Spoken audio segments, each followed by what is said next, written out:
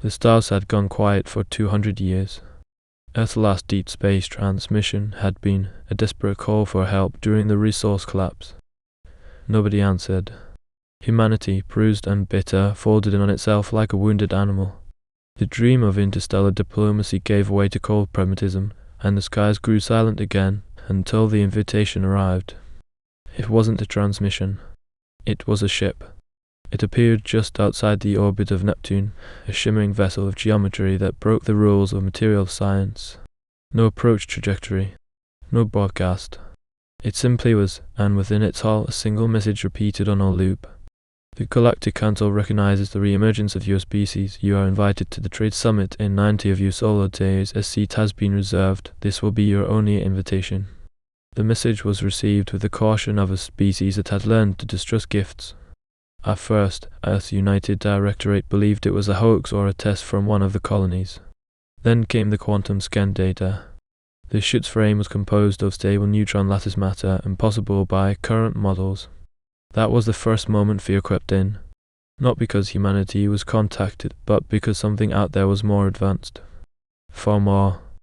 It wasn't long before arguments broke out on global media. Why respond at all? What if it was a trap? What if Earth, still rebuilding after the Great Merge, was being baited into annihilation? But the Directorate chose to answer. They didn't send a military fleet. They didn't send a drone. They sent 5 humans carefully chosen for diplomacy, science, and adaptability. Among them was Dr. Amina Rao, linguist, physicist, and former cultural strategist for the Mars Accord Treaty. Amina had studied first contact scenarios her entire career. Ironically, she never believed she'd see one in her lifetime. Now she stood at the edge of the launch bay, staring at Earth one last time through reinforced glass.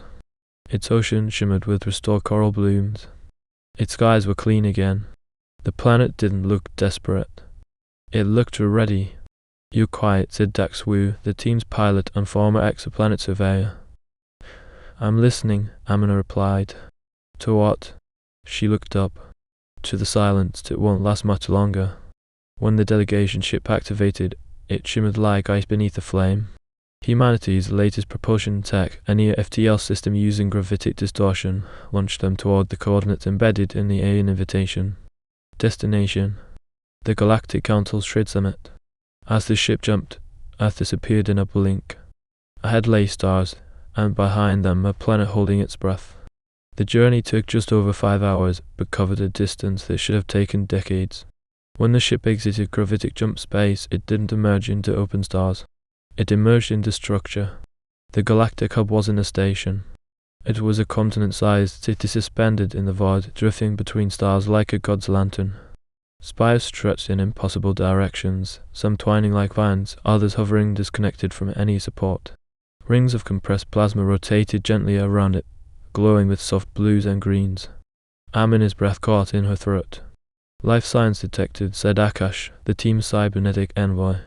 His voice was flat, artificial, more machine than man. Over 1 million individual biosignatures, species differentiation exceeds 80. They weren't alone. Far from it. Ships of all designs drifted toward the hub, some organic-looking, others like ancient stone. One appeared to swim through the vacuum, trailing iridescent fins. Another pulsed like a living heart. Earth's sleek carbon titanium vessel looked like a primitive tool in comparison. As they entered the docking bay, automated systems took over. The ship gently guided itself into a hexagonal platform where gravitational reorientation allowed them to walk upright again. Amina adjusted her suit and checked the pulse monitor clipped to her collar. "Too fast." "Let's not embarrass the species," she muttered. The bay doors hissed open, revealing the welcome delegation. 6 aliens waited, each more surreal than the last.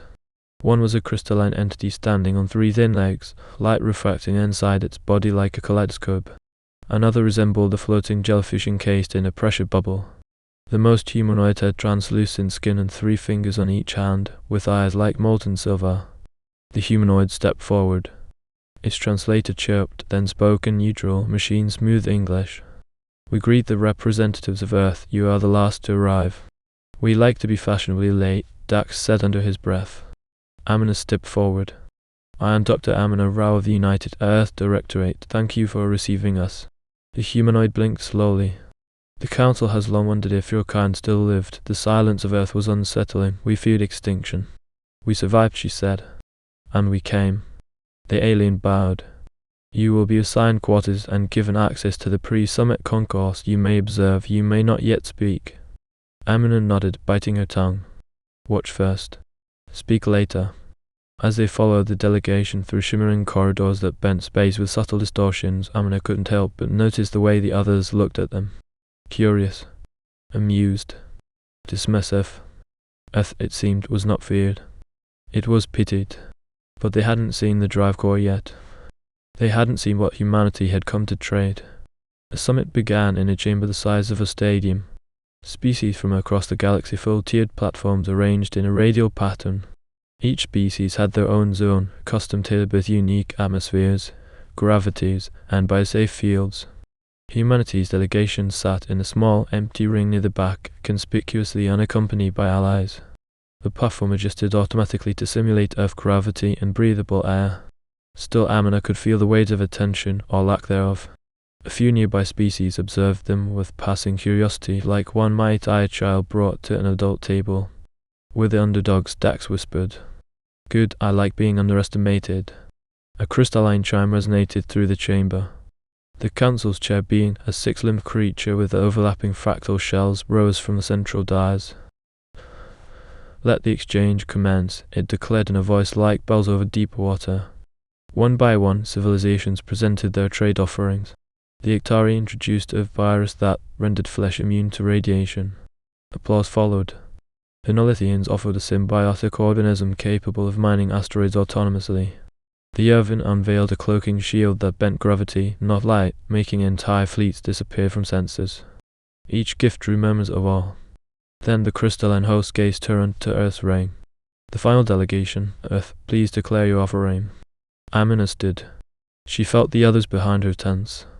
A hover pallet glided forward, revealing a briefcase-sized metallic object, matte black, octagonal, and humming with subtle power. This is a Type Roman 4 gravitic pulse core, she began. It allows a vessel to initiate true faster-than-light travel uncoupled from fold routes, wormhole dependencies, or phase slip space. There was no applause. Silence. Then laughter, sharp and clicking, from several sectors. The Yevon delegate scoffed. A bluff. No species has broken the limit of local space-time inertia. It violates the constants, another barked. The gift is a lie. Amina tapped her wristband. A 3D hologram projected the recorded telemetry of their journey Earth to the hub in under 6 hours through no known corridors or jump gates. Asks.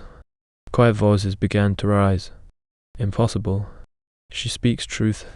Did they leap across the curvature itself? Akka stood. Would the Council like to test the device? We have a prototype vessel docked nearby. The chair being raised in appendage. This gift is not a gift, it is a weapon. A ripple of fear passed through the chamber. And in that moment, Amina realized something crucial. The galaxy wasn't advanced. It was stagnant. It had plateaued. Thousands of species orbiting ancient traditions bound by consensus science, terrified of disruption. Humanity hadn't arrived late to the party. They'd arrived with fire to a world of kindling. Panic didn't come in screams, it came in silence. Within moments of Amina's announcement, 3 delegations disconnected their local comms. A few left the chamber entirely. Those who remained stared with the brittle politeness of those masking fear with ceremony. The chair being lifted a limb again. Delegation Earth, the Council must deliberate. You are to remain within neutral quarters. You will not leave. Do you understand? We understand, Amina said, voice steady. They were escorted, no, confined, back to their quarters. As soon as the door sealed shut, Dax cursed and kicked the floating chair off its magnetic tether. Too much, too fast, he growled. We should have trickled the data, not thrown a fusion grenade into their fragile order. They needed to see it, Amina replied. They weren't ready to see it, said Akash. You may have destabilized the Council. That's not diplomacy, that's provocation. Amina turned to face him, her voice low and measured. You were wrong. We didn't destabilize anything. We just showed them the truth. They've been stagnant for millennia. They called it the summit. What they meant was a controlled exchange of tolerable innovation. Nothing disruptive, nothing bold, nothing that makes them look behind their shoulders. She glanced at the gravitic pulse core on the table. Even inert, it seemed to hum with potential. That core is the first spark, she said. They think we brought a weapon, but we brought a mirror. Silence. Then a soft beep echoed in the room, an unauthorized signal bypassing security. Amina walked to the panel and accepted the link. The hologram shimmered, revealing a delegate not yet seen, an avian being, elegant and sharp-eyed, from a race known as the Ishen. Earth, the being said. Your offering disturbed the others, but it did not disturb us. We would like to speak, privately. Amina raised an eyebrow. Speak about what? About what you want, and what you're willing to trade for something more than council approval. The call ended before she could respond. The team exchanged glances. They had come to trade a core. They might end up trading alliances. The meeting with the Ashen took place inside a side chamber cloaked in gravitic isolation. The air was thinner here, tinged with a metallic scent. The walls seemed to bend subtly, as if reluctant to remember they existed. Anna entered with only Akash and Dax at her side. The Ashen delegate waited, feathers shimmering in hues of bronze and blue. Its wings were folded, but its eyes were wide, alert, like a hawk poised over prey. You are not like the others, the Ashen said without preamble. Neither are you, Amina replied. The avian's beak clicked in amusement. The council once feared stagnation, but now they embrace it. They fear that your species, untethered and undiplomatic, might ignite change, but we Ashen, we have waited for change. Amina leaned forward. You want our core. No, we want your vision. You broke free of your cradle world with no help, and built this miracle engine. What we want is to rise, and we believe Earth can rise with us. Akash tilted his head. An alliance? The Yushan nodded. In exchange for shared technological insight and protection, we offer you political court support in the vote, access to the hub's deeper archives, and the second seat for Earth on the inner circle. Dex raised an eyebrow. You'd risk that much? Every star must burn or fade, the Yushan answered. We choose to burn. Amina's mind raced. They hadn't come seeking power. But power was being handed to them not just as newcomers, but as revolutionaries. This was more than diplomacy. It was history breaking open. She extended her hand. Then let's light the match. The grand chamber shimmered with anticipation. Delegations filled their platforms once again, but the energy was different now, charged, worry, buzzing with rumor. Earth's offer had rippled through the political machinery like a gravitational quake, and the presence of the Yushen at their side only fanned the flames. The chair being stood tall at the center. Delegation Earth, it said, voice echoing. Your offering has forced a reckoning. A vote must now be cast to accept Earth's technology into the shared domain or to sanction and isolate Earth indefinitely for destabilizing peace. Murmurs. One by one, holograms flared to life as votes were cast. Nolithins. Reject. Too dangerous. Iktari. Reject. Physics must remain constant. Ifan. Accept. Evolution demands discomfort. Thera combine. Abstain. Sinva cluster. Reject. Enery pact. Accept. Votes stacked most against Earth. Amina watched them pile up like nails into a coffin. The Yushan leaned close. Watch now. One by one, minor species began changing their votes. First one, then two, then a dozen. All influenced quietly but deliberately by Yushan diplomacy. The room began to tilt. The chair being hesitated, recalculating. Final tally, 27 acceptances, 25 rejections, 4 abstentions. The motion passes. A heartbeat of stunned silence. Then chaos. Some delegations protested. Others left in protest. But others approached, cautious but curious. Power was shifting. Humanity was no longer the outsider. They were now a force. Amina stood back straight and addressed the chamber.